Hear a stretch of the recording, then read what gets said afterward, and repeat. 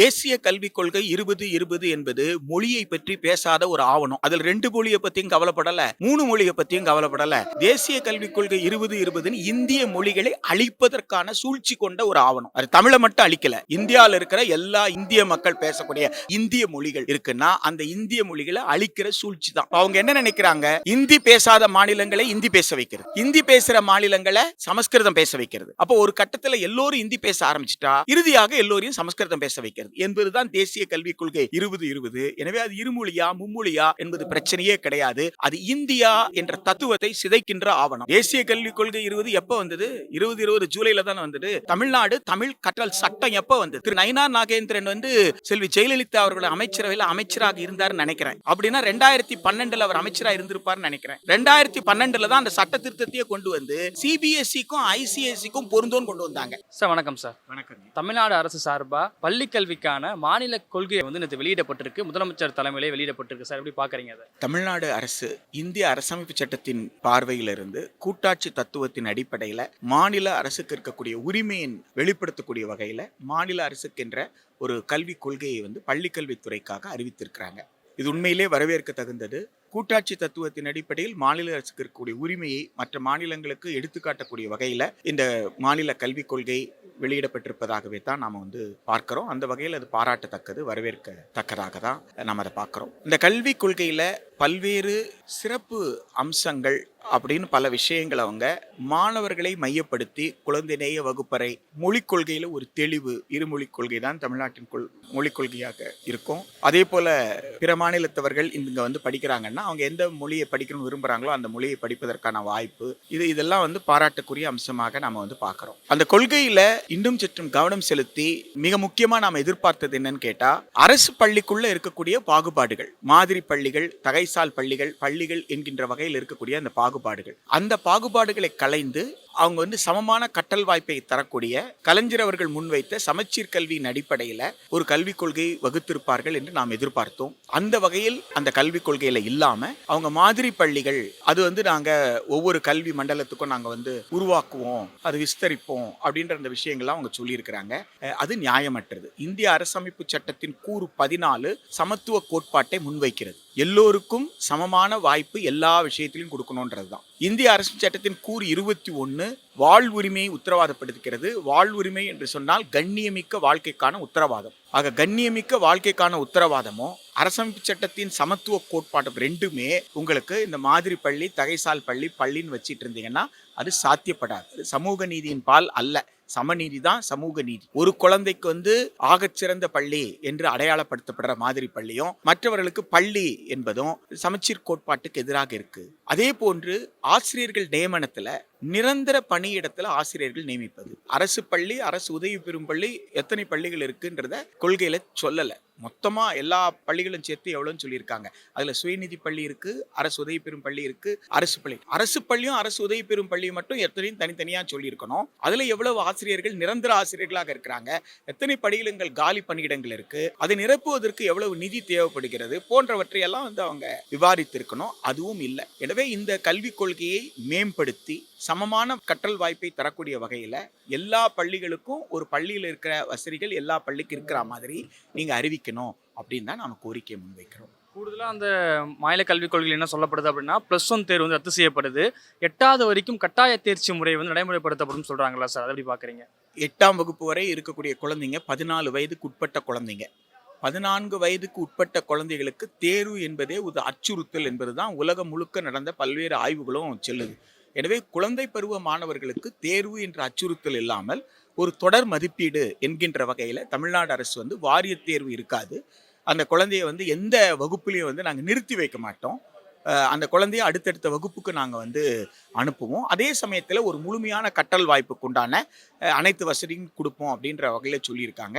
அது வரவேற்கத்தக்கது. அதே மாதிரி 10ஆம் வகுப்பு முடித்துவிட்டு 11ஆம் வகுப்பு சேர்ந்து அந்த மாணவர்கள் கிட்டத்தட்ட 8 மாதத்திற்குள் ஒரு பொதுத் தேர்வை சந்திக்க வேண்டிய ஒரு சூழலுக்கு தள்ளப்படுறாங்க. அதுக்கப்புறம் பார்த்தீங்கன்னா உடனடியாக மேல்நிலை பள்ளி கல்வியில் 2ஆம் ஆண்டு பொதுத் தேர்வுக்கு அவங்க சந்திக்க வேண்டிய சூழல் இருக்கு. அந்த வகையில் +1 பொதுத் தேர்வு என்பது வாரிய தேர்வாக இல்லாமல் அது ஆண்டு தேர்வாக, பழைய நடைமுறைப்படி காலாண்டு, அரையாண்டு, ஆண்டு தேர்வு என்கின்ற வகையில் மதிப்பீடு இருக்கும். ஆனால் வாரிய தேர்வாக இருக்காது என்கின்றது வரவேற்கத்தக்கது. கூடுதலா இருமொழி கொள்கை கட்டாயம் அப்படிங்கிறதையும் 10வது வரைக்கும் அனைத்து பள்ளியிலும் தமிழ் கட்டாயம் கற்பிக்கப்படணும்னு சொல்லியும் சொல்லப்பட்டிருக்கு. சரி பார்க்குறீங்க. தமிழ் மொழி கற்றல் சட்டம், Tamil Nadu Tamil language learning act 2006, அந்த சட்டத்தின்படி 10ஆம் வகுப்பு வரை எல்லா பள்ளிகள்லயுமே தமிழ் ஒரு கட்டாய பாடம். அதே போல ஆங்கிலம் ஒரு கட்டாய பாடம். அந்த சட்டத்திலேயே பகுதி 4ல என்ன சொல்லியிருக்காங்கன்னா, தமிழோ ஆங்கிலமோ யாருக்கு தாய்மொழியாக இல்லையோ அவர்கள் அந்த மொழியை தாய்மொழியாக கொள்ளலாம், அந்த மொழியில அவங்க படிக்கலாம் அப்படின்னு சொல்லி வாய்ப்பு கொடுத்திருக்கிறாங்க. எனவே அந்த வகையில இது வரவேற்க தகுந்த ஒன்றாகத்தான் நம்ம பார்க்க வேண்டியது இருக்கு.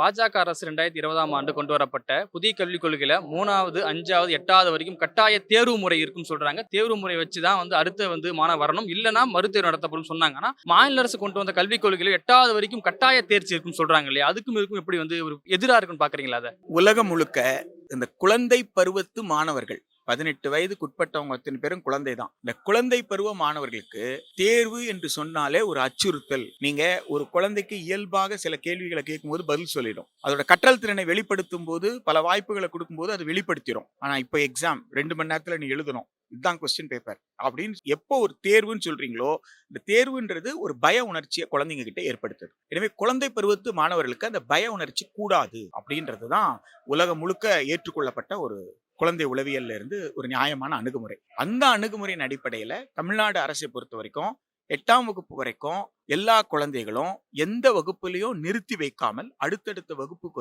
அவங்க அனுப்பப்படுவாங்க. அதே சமயத்துல அந்த குழந்தைகள் முழுமையாக படிப்பதற்கு தேவையான எல்லா வாய்ப்பையும் நாங்க உருவாக்கி தருவோம். குழந்தைகளிடம் கற்றல் திறன் குறைபாடு இருக்குமே ஆனால் அந்த கற்றல் திறன் குறைபாடுகளை அடையாளம் கண்டு அந்த கற்றல் திறன் குறைபாட்டிலிருந்து அவங்க மீண்டு வருவதற்கு, முழுமையான கற்றல் திறனை பெறுவதற்கு அனைத்து வசதிகளும் ஏற்படுத்துவோம். அப்படி ஒரு முழுமையான மதிப்பீட்டு முறையை நாங்க வைத்திருப்போம்.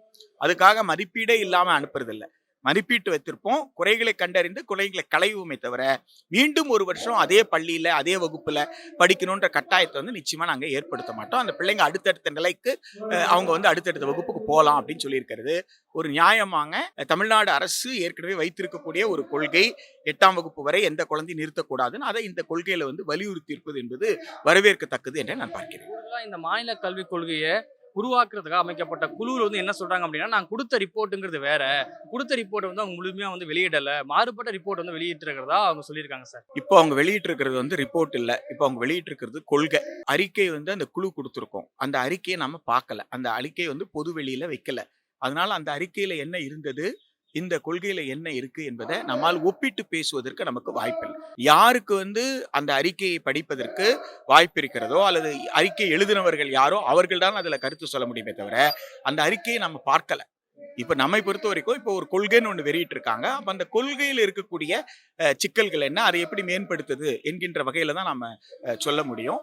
அப்படி அறிக்கையில அவர்கள் கொடுத்தது இல்லை என்று அந்த அறிக்கை எழுதியவர்கள் கருதினார்களே ஆனால் அதை அவங்க அரசிடம் எந்த வகையில வெளிப்படுத்தலாம், அல்லது அந்த அறிக்கையை அவங்களால் வெளிப்படுத்த முடியுது என்றால் நாம் அதை ஆய்வு செய்து நம் கருத்தையும் பேசுவதற்கு வாய்ப்பாக இருக்கும். பாஜகவுடைய மாநில தலைவரான நயினார் நாகேந்திரன் என்ன சொல்றாரு அப்படின்னா, மும்மொழி கொள்கைக்கு தொடர்ச்சி தமிழ்நாட்டில் ஆதரவு பெருகிட்டு வருது, அதை பொறுத்துக்க முடியாம தான் புதிய கல்விக் கொள்கையோட அப்படியே அங்கங்களை பிரதி எடுத்து டிஎம்கே வெளியிட்டு இருக்கதா சொல்றாரு சார். தேசிய கல்விக் கொள்கை 2020 என்பது மொழியை பற்றி பேசாத ஒரு ஆவணம். அதில் 2 மொழியை பத்தியும் கவலைப்படல, 3 மொழியை பத்தியும் கவலைப்படல. தேசிய கல்விக் கொள்கை 2020 இந்திய மொழிகளை அழிப்பதற்கான சூழ்ச்சி கொண்ட ஒரு ஆவணம். அது தமிழை மட்டும் அழிக்கல, இந்தியாவில் இருக்கிற எல்லா இந்திய மக்கள் பேசக்கூடிய பெரும்பகுதி மக்கள் பேசக்கூடிய இந்திய மொழிகள் இருக்குன்னா அந்த இந்திய மொழிகளை அழிக்கிற சூழ்ச்சி தான் தேசிய கல்விக் கொள்கை 2020 நோக்கம். என்னன்னு கேட்டா, இந்தியாவை சமஸ்கிருதமயமாக்கப்பட்ட ஒரு பண்பாட்டு தேசமாக மாற்றுவது, ஒற்றை பண்பாட்டு தேசமாக, மோனோ கல்ச்சரல் நேஷன், அதுதான் அதோட இலக்கு. அப்ப இந்தியா இன்றைக்கு பல மொழிகள் பேசக்கூடிய பல தேசிய இனங்களை கொண்ட பல்வேறு வகையான பழக்க வழக்கங்களை கொண்ட ஒரு நாடாக இருக்கு அப்படின்னா அப்படியெல்லாம் கிடையாது. சமஸ்கிருத பண்பாடு அதுதான் இந்தியாவின் பண்பாடா இருக்கு. அவங்க என்ன நினைக்கிறாங்க, இந்தி பேசாத மாநிலங்களை இந்தி பேச வைக்கிறது, இந்தி பேசுற மாநிலங்களை சமஸ்கிருதம் பேச வைக்கிறது. அப்போ ஒரு கட்டத்துல எல்லோரும் இந்தி பேச ஆரம்பிச்சுட்டா இறுதியாக எல்லோரையும் சமஸ்கிருதம் பேச வைக்கிறது என்பதுதான் தேசிய கல்விக் கொள்கை 2020. எனவே அது இருமொழியா மும்மொழியா என்பது பிரச்சனையே கிடையாது. அது இந்தியா என்ற தத்துவத்தை சிதைக்கின்ற ஆவணம்.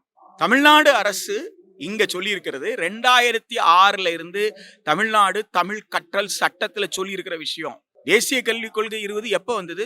2020 ஜூலைல தானே வந்தது. தமிழ்நாடு தமிழ் கற்றல் சட்டம் எப்ப வந்தது? திரு நயினார் நாகேந்திரன் வந்து செல்வி ஜெயலலிதா அவர்கள் அமைச்சரவையில அமைச்சராக இருந்தாருன்னு நினைக்கிறேன். அப்படின்னா 2012 அவர் அமைச்சரா இருந்திருப்பார்னு நினைக்கிறேன். 2012 தான் அந்த சட்ட திருத்தத்தையே கொண்டு வந்து சிபிஎஸ்இக்கும் ஐசிஎஸ்சிக்கும் பொருந்தும்னு கொண்டு வந்தாங்க. 2006 கலைஞர் காலத்துல கொண்டு வரப்பட்டது. அந்த காலத்துல கொண்டு வரப்பட்டது 2014 திருத்தி சிபிஎஸ்இ ஐசிஎஸ்சி பள்ளிக்கும் அது பொருந்தும் சொல்லியிருக்காங்க. அது எப்படி அந்த சட்டத்தை நடைமுறைப்படுத்துவேன்னு தான் இந்த கொள்கையில சொல்லியிருக்காங்க. அந்த சட்டத்துல தெளிவா என்ன சொல்லியிருக்குன்னா, பார்ட் 1 லாங்குவேஜ் பகுதி 1 மொழி தமிழ் கட்டாயம், பகுதி 2 மொழி ஆங்கிலம் கட்டாயம், பகுதி 3 என்பது கணிதம் அறிவியல் சமூக அறிவியல், பகுதி 4 என்பது யாருக்கெல்லாம் தமிழோ ஆங்கிலமோ தாய்மொழியா இல்லையோ அவர்கள் அவங்களுடைய தாய்மொழியை கற்பதற்கான வாய்ப்பை கொடுப்பதுன்னு சொல்லியிருக்காங்க. எனவே 2006 எழுதப்பட்டு 2012 திருத்தப்பட்ட அந்த தமிழ்நாடு தமிழ் மொழி கற்றல் சட்டத்துல சொல்லி இருக்கிறது தான் இந்த கொள்கையில வலியுறுத்தப்பட்டிருக்கு. இதுதான் எங்களுடைய இருமொழி கொள்கை.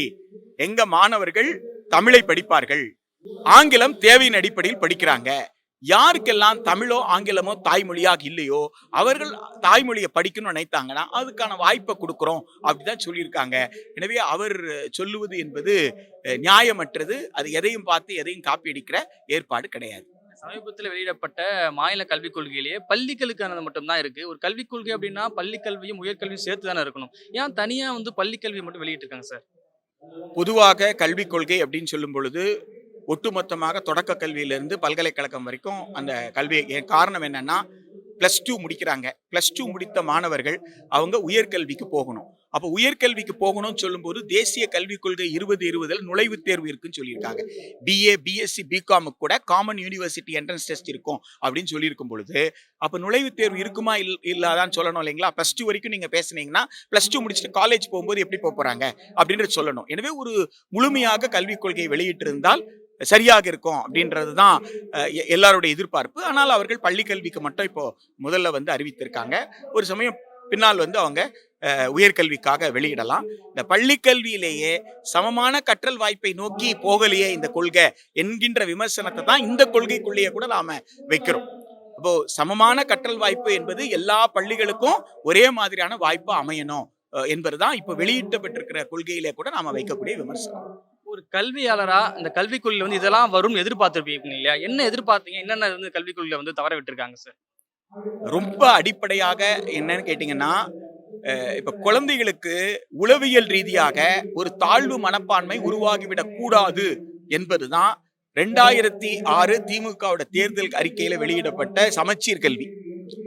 அதற்காகத்தான் வந்து 2010 வந்து அவங்க சட்டத்தை கூட கொண்டு வந்தாங்க. அந்த சமச்சீர் கல்வியில ஒரு பகுதி பாடத்திட்டத்தை ஒருங்கிணைப்பது தேர்வு. அதோட அடுத்த கட்டம் என்னன்னு கேட்டீங்கன்னா, பல வகையான கல்வி நிறுவனங்கள் இருக்கு அப்படின்னா மாதிரி பள்ளி, தகைசால் பள்ளி, தனியார் பள்ளி, அரசு பள்ளின்னு இருக்குன்னா அதையெல்லாம் ஒருங்கிணைத்து அரசின் பொறுப்பிலும் செலவிலும் கல்வி, எல்லோருக்கும் சமமான கற்றல் வாய்ப்பு, இதுதான் சமச்சீர் கல்வி. எனவே சமச்சீர் கல்வியின் அடிப்படையில் சமமான கல்வி சீராக எல்லோருக்கும் கிடைக்கும் தான் நாம் எதிர்பார்த்தோம். அந்த எதிர்பார்ப்பு இதுல வந்து நிறைவேறல அப்படின்றது மிகப்பெரிய ஏமாற்றமாக பார்க்கும். அதே போல அரசு மற்றும் அரசு உதவி பெறும் பள்ளிகள்ல எத்தனை காலி பணியிடங்கள் இருக்கு, என்னென்ன பணியிடங்கள் புதுசா உருவாக்க வேண்டியது இருக்கு. நீங்க சிக்கல்களை அடையாளம் கண்டிருக்கிறீங்கன்னா அந்த சிக்கல்களை களையணும்னா என்ன செய்யணும்னு நீங்க சொல்லணும் இல்லைங்களா? இது எதையுமே வந்து இவங்க பேசல. அவங்க பொதுவாக இத்தனை லட்சம் ஆசிரியர்கள் பணியாற்றுகிறார்கள் தான் சொல்றாங்களே தவிர அந்த ஆசிரியர்கள் நிரந்தரமான ஆசிரியர்களா, அரசு பள்ளியில எவ்வளவு பேர், அரசு உதவி பெறும் பள்ளியில தனியார், அது கூட வந்து அவங்களால வந்து இந்த கொள்கையில சொல்லலன்னு சொல்லும் பொழுது இது அனைத்துமே வந்து ஒரு குறையாக பார்க்கிறோம். எனவே இந்த கொள்கை என்பது மேம்படுத்தப்படணும். முதலமைச்சர் அவர்கள் தலையிட்டு இந்த கொள்கையை இன்னும் சற்று மேம்படுத்தி ஒரு முழுமையான ஒரு கொள்கையாக வெளியிடுவார் என்று நம்புகிறோம்.